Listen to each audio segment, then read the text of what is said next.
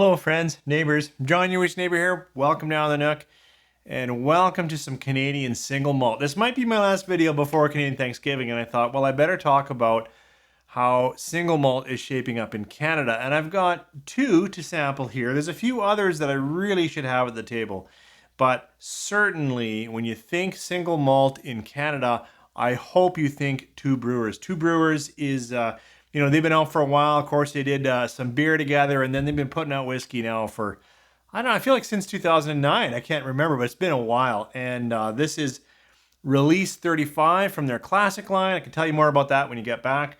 But certainly looking forward to having this. I've had a sample, but it's the first pour out of this bottle. And then I've got this Stock and Barrel, a little bit more unusual for me. I don't have a lot of Stock and Barrel.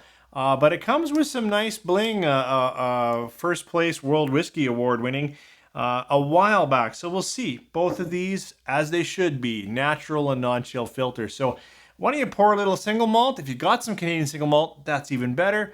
Come on back, we'll share some thoughts. 3, 4.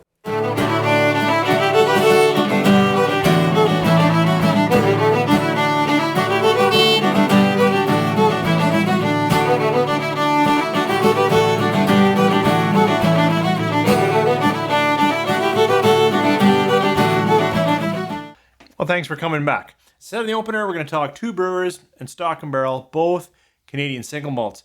We'll start with this Two Brewers. This is release 35, part of their classic line. They've got a few lines. They've got classic, innovative, peated. Shoot, I can only remember those three. I think they have 4. Sorry guys. But they now have been making this. This is release 35, and it's not their latest. I think they're in the 40s for sure. They've been putting out single malt now for a long time, and I say they know what they're doing. They now, I think probably the youngest in here is going to be around a 6-year-old malt, but they've got 9, 10, 11-year-old and whatnot. In this one in particular, all I could find was that it was a blend of what they usually now kind of keep into all their classic malts. About 3 parts that to 1 part what they call bold, and bold is they're older, and that's where I'm saying they got that 10, 11-year-old stuff kicking around. So that's the blend, but then the casking is a little bit unique. It's got ex-bourbon, it's got new oak, very common in a lot of their classic line, but I think a couple of the barrels in here used to have maple syrup in it. Now they have in their innovative line, I've had the one that's really heavy maple syrup. That's not this, but I think somehow those casks got back in rotation. Anyways, you guys can fix me if I'm wrong. That's a little bit of my online research, and I can't remember what Yukon Dave told me, and that's where I sampled this most recently, was with him. I also got the 35 that day because it's available internationally. So if you're looking for Two Brewers and you're over in the UK, it should be available, which is absolutely why I bought this. As I said, all their stuff, right? Natural color, non-chill filter, 46%. So let's get into this single malt, Two Brewers, release 35 from their classic line. It's a good nose. It's sweet. It's light melon, not quite honey, but in that kind of honeysuckle, vanilla, floral, sugar. Yeah, actually, even more kind of floral, almost pushing into a artificial potpourri floral, which I'm not a fan of.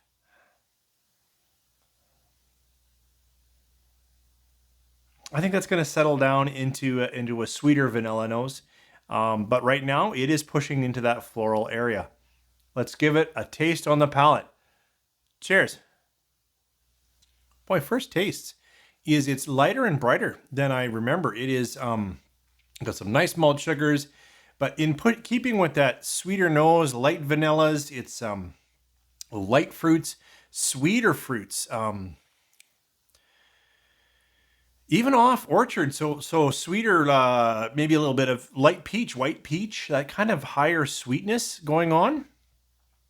A little bit of spicing and peppering coming, but at the end, it's certainly not the first note.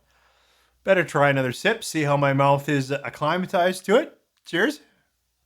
My second sip continues a lot of that sweetness, light stone fruit, vanillas, I mentioned the maple syrup. It's no more prominent in here than in any sweeter single malt, but it is lighter, sweeter.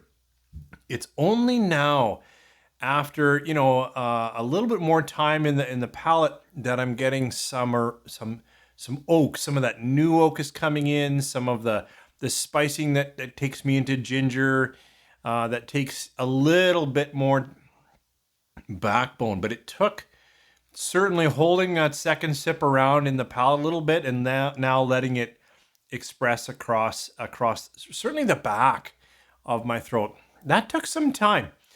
I will say, and I think from the intro and how I talk about it, Two Brewers might be the most awarded Canadian single malt that I'm aware of. I know that in the Canadian Awards, they've won Malt of the Year 2 or 3 times. They've been Distiller of the Year. They've had a lot of awards within Canada, but even beyond. I just think they've been working at releasing good and quality and innovative. I know this is their classic. Oh, they got the 4 on here. Special finish, innovative, peative, and classic. Special finish was what I was forgetting. So I think you pick up a Two Brewers, you are picking up a quality, small batch, released well single malt.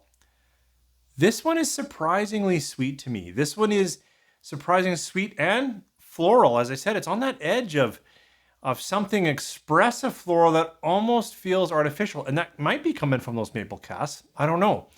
It doesn't taste, buttery. Like maple syrup and butter go so close together sometimes in my mouth.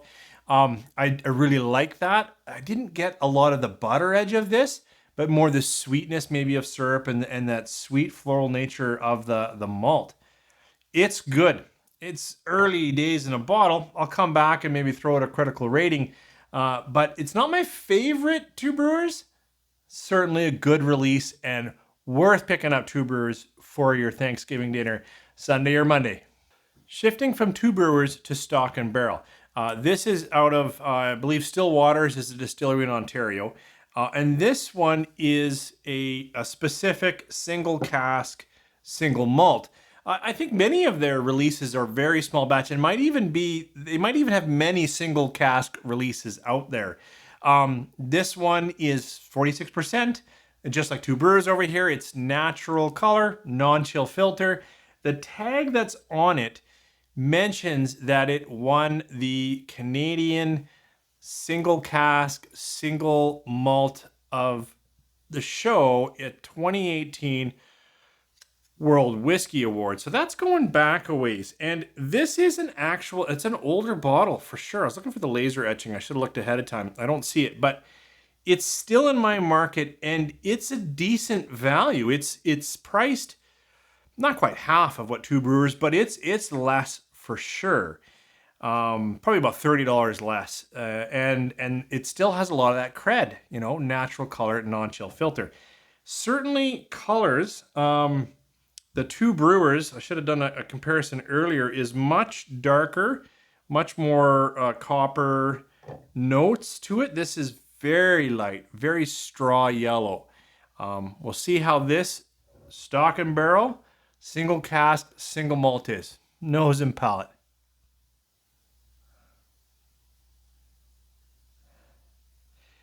This is a very young single malt, and it could be this specific cask and this release, but immediately I have very young, grainy notes, almost grassy notes, which is unusual for a malt for me.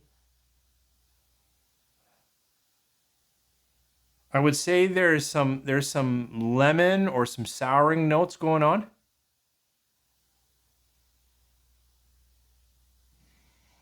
And some malt sugars. In comparison, this is sweet and floral. Whereas this is grassy and grainy. Let's try it on the palate. Cheers. So the first sip presents very grainy for me. This is that reminder of my youth, playing around in, I'm going to say hay barn, but then we jump in the grain, which never do. It's terribly dangerous. and then we'd chew some whatever grain was in there just to try to make bubble gum. This is very distillate forward, but in the distillate, it has a lot of young, sour like lemon, pepper, and grain note. Let's try a second sip. Cheers. So this particular release really stays forward in my palate. It doesn't have a lot of hug and a lot of finish and a lot of, the oak that eventually came out of the two brewers. This stays, as I'm going to describe, palate forward. Sweet, very light toffee, grain, malt sugar, and as I've said, some citrus quality running through the entire thing for me. In a comparison sip, and I said I need more time to rate this. While this wasn't my favorite two brewers, in this sitting, it stands shoulders above this Stalk and Barrel. I know this won an award, a worldwide award, so clearly it has appeal, and whiskey is always somewhat subjective, and you might really like this one. In my palate and in my tastes, it's either too young or the casks not as expressive. I would want a little more oak in the conversation, and some of the near alcohol present, like just alcohol as well, to just relax and take a little back seat to what I'm sure is an excellent single malt. So thanks for joining me here today. Why don't you share, if you've had either of these, some thoughts or some of your other interesting or favorite Canadian single malts. There's certainly more and more each year. And I can think of a few that I should have had up here, but I don't have any in front of me. So here's a couple to keep in the conversation. If you're looking for a single malt at Canadian Thanksgiving and you're in Canada, I suggest bring home a Canadian one. Thanks for joining me. Take care.